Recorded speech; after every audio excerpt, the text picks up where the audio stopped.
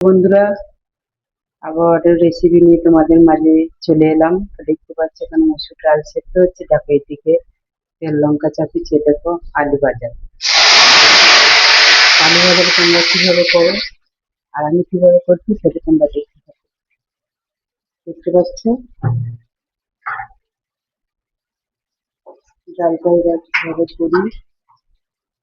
আর দেখো নুন দিয়ে দিলাম, আমরা যেমন নুন খাই তেমন দিলাম, তোমরা যেমন খাও তেমন দেবে। দেখো একটু সবজি দিয়ে দিলাম, দেখো এখানেও হলুদ দিয়ে দিলাম,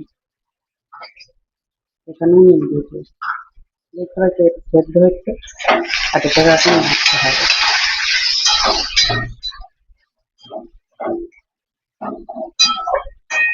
এবার আমি ছাড়িয়ে দেবো এখানটা।